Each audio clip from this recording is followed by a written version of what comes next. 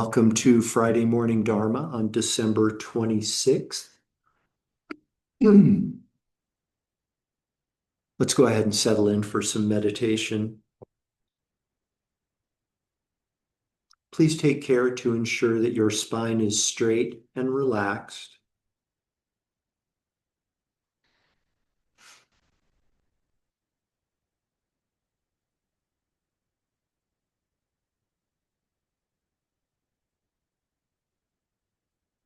Allow yourself to settle into a place of stillness.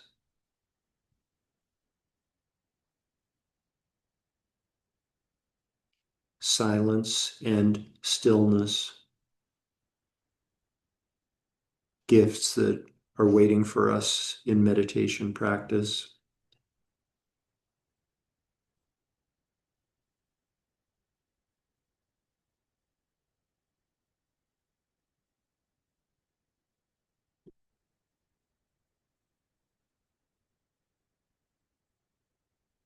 As always, feel free to emulate the mountain as you settle into your meditation posture. As you prepare to settle into meditation,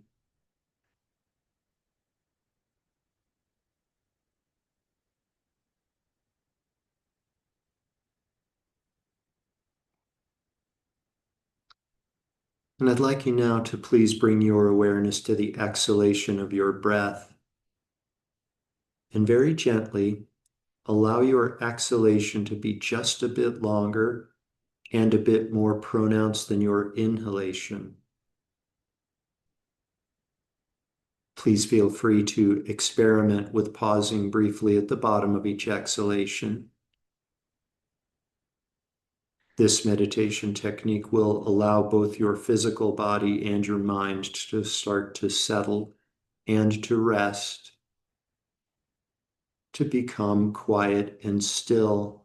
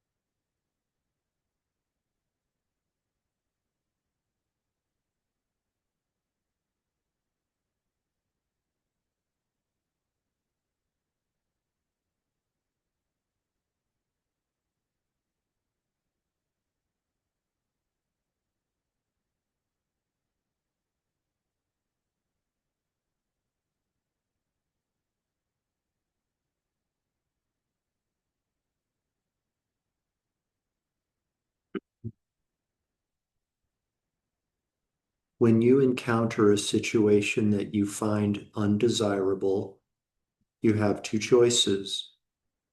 You can resist or you can accept. Resisting what is will perpetuate your suffering. Accepting what is will liberate you from your suffering.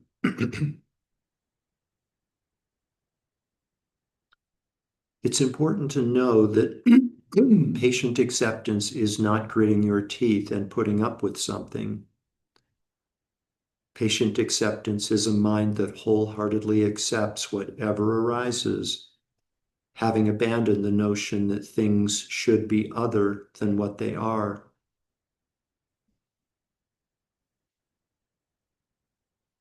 Please know this truth about patient acceptance. If you perfect your practice of patient acceptance, you will never suffer again in this lifetime. So now I'd like you to please just rest in acceptance. Please don't rest in the word acceptance. Rest in the essence of the meaning of acceptance. No analysis is necessary. There's nothing to figure out. For now, just rest in the essence of acceptance and become familiar with this liberating state.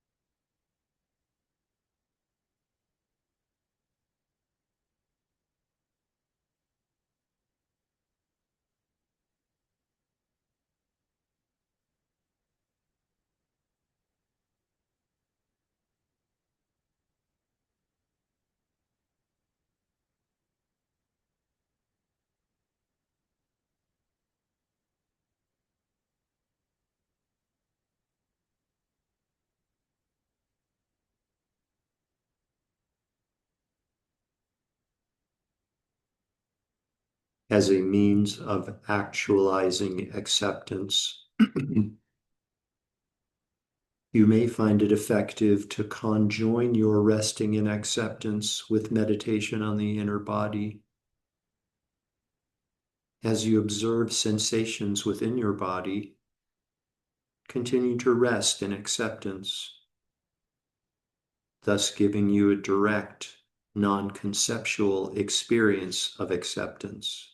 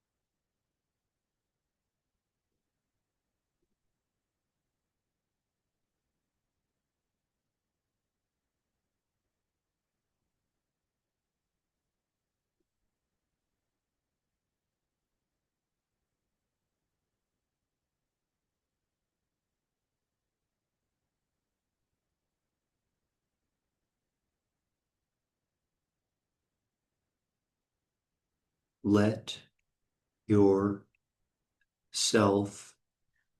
go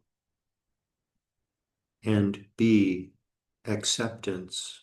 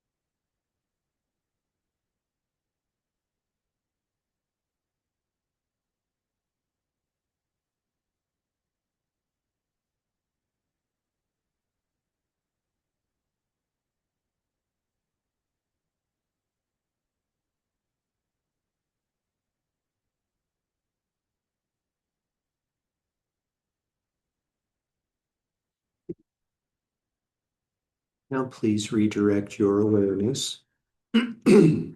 Become aware again of this collection of parts we've agreed to label physical body and allow your breathing to become less shallow.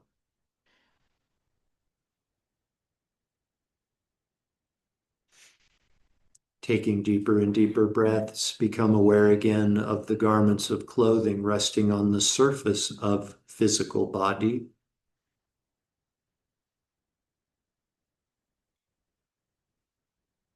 Become aware again of your surroundings inside the room that you're occupying. Deeper and deeper breaths, becoming aware again of the world that exists outside of the room that you are occupying.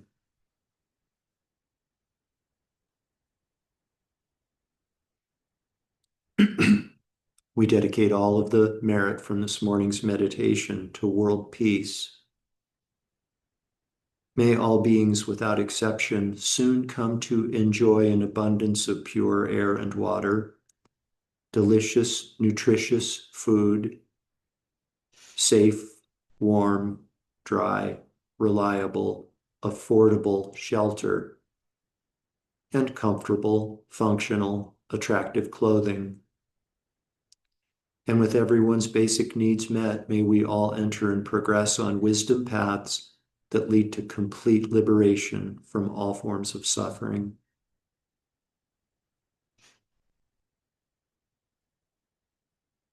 Completely fill up your belly and lungs with air, and when you're ready, you can open your eyes and bring your meditation to an end.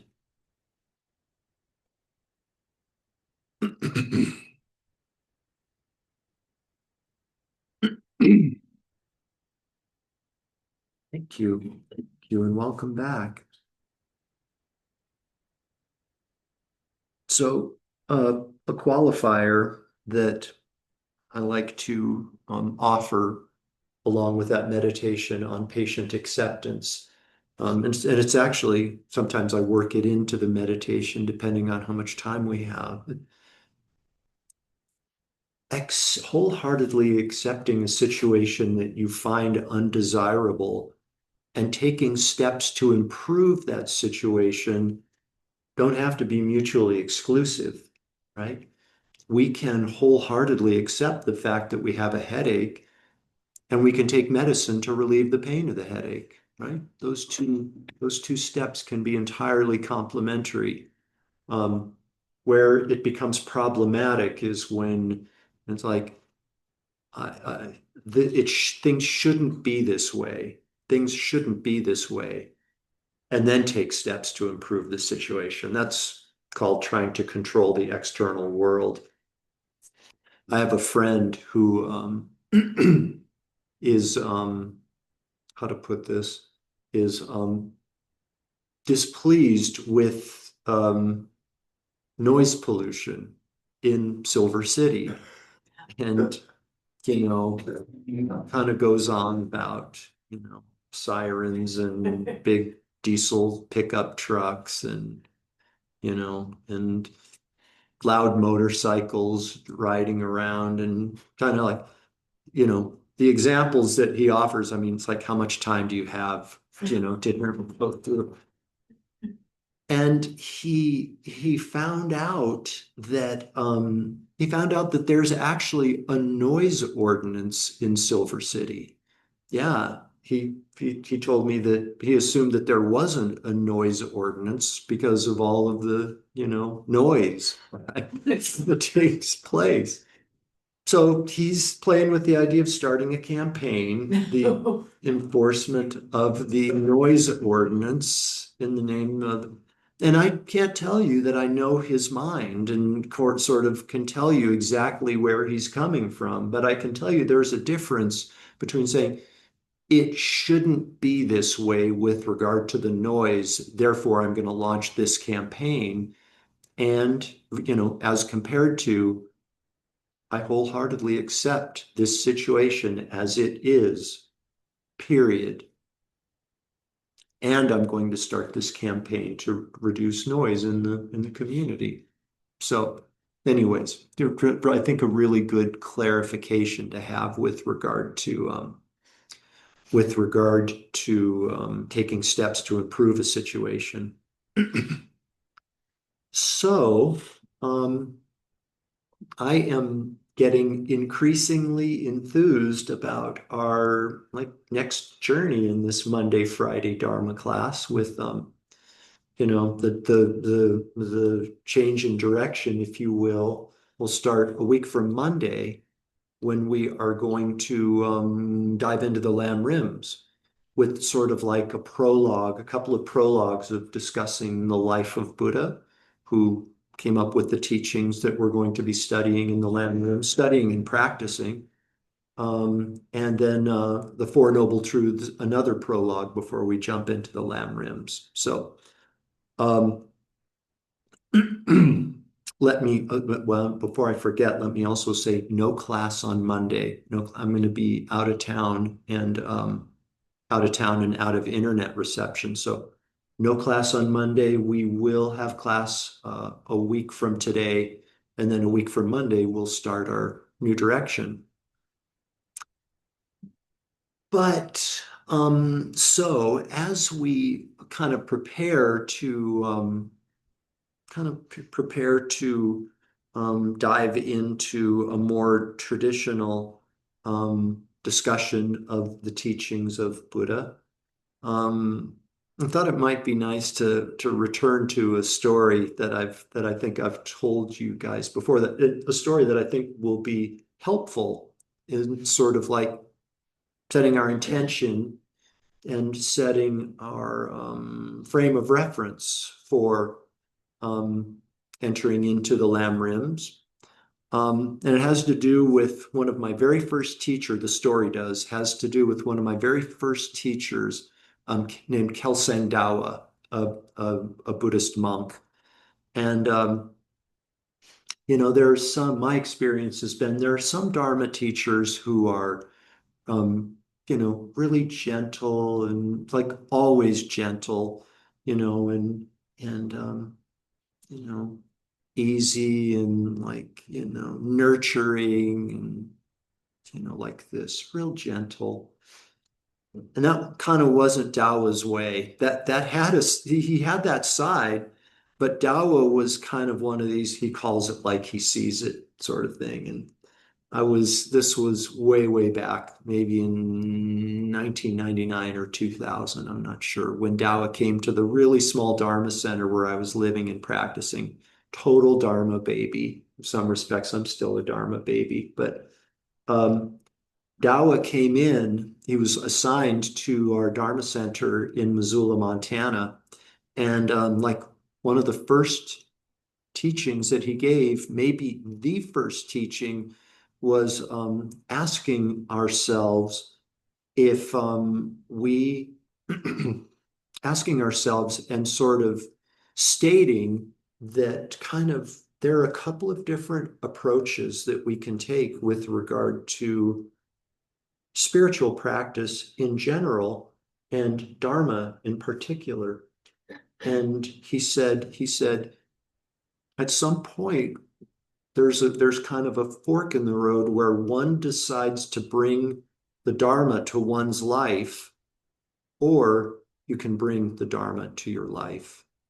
Are you going to bring Dharma to your life, or are you going to bring your life to the Dharma? And I think the first one, are you going to bring the Dharma to your life, is sort of like my interpretation, and it's really deep. I mean, this is one of those teachings I heard, where are we, 24, 25 years ago, and it still sits with me, and I still contemplate it, and it still takes on deeper meaning. Um, but the first, bring the Dharma to your life, sort of seems like keeping your life mostly as it is, but adding Dharma to it as sort of like an accessory, almost like an adjunct, you know? Yeah, it's almost like a new hobby that kind of supplements my otherwise unchanging life. And the other is to sort of make your life Dharma, to like fold everything in your life into the Dharma. And, it's not sort of like, okay, I'm going to take door number one and then just go that way. And that's how it's going to be for the rest of my life. Next topic, right? Next question, right? No, it's sort of like an evolving thing. It's like an evolving, ever-changing growth process. Yeah. And I'll just share a kind of a personal testimonial about this. In a say in another life, in a previous life, I was an environmental activist. I worked at Greenpeace and started a couple of nonprofit organizations in Missoula. I was a full-on environmental activist when I met the Dharma. And it was, I mean, I look back on those days and I just had like, I had a, I had a plan this is a true story. I had a plan back in the day to take over the Montana Democratic Party and institute a really green, environmentally green platform. Like that's sort of who I was and where I was, kind of well-meaning for sure, probably misguided. Taking over a state party, the state political party sounds weird when I hear myself say those words, and sounds decidedly inadvisable. But hey, that's where I was. And so for a long time after I met Dharma, I I sort of kind of referred to that period of environmental activism, that life, as being something like in the past. It was like I left that, I even referred to myself as a recovering environmental activist. And, I was now like focusing on the Dharma, right? I was focusing on Dharma. I was a Dharma practitioner. We Aries, it's like nothing subtle about it. It's all or nothing. But as time has gone on, I realize that I'm still an environmental activist. I'm still an environmental activist. It's still a really important cause. Mhm. But I realize now that over time, I've kind of brought my life to the Dharma, and I've brought environmental activism to the Dharma.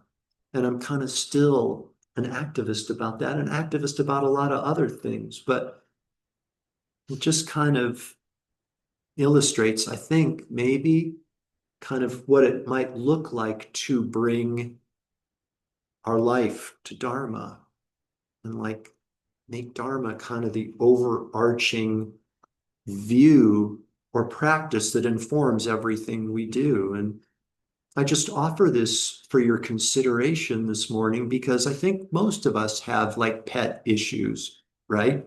Pet issues like animal rights and animal care. No pun intended about the pet issue thing.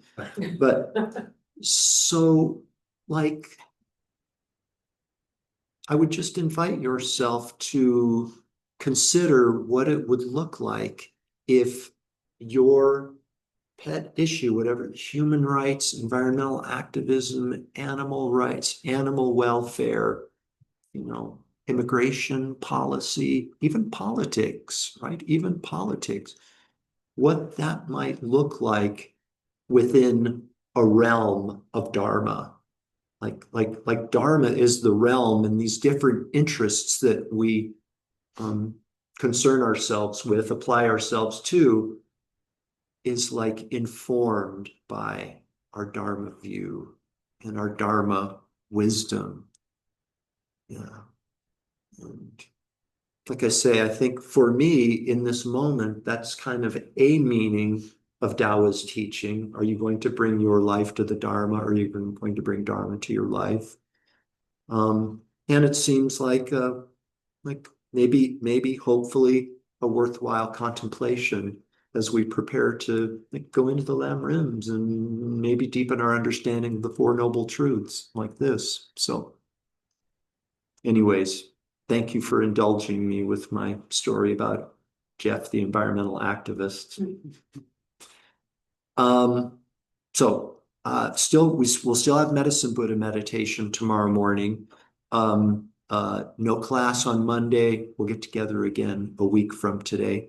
Have a great weekend, a great holiday weekend. Thanks so much for being here. Thank you. Yeah. Jeff. Thank you, Thank Jeff. you. Yeah. Thank you, Jeff. So welcome. Thank you. Bye. Bye, everybody. Bye.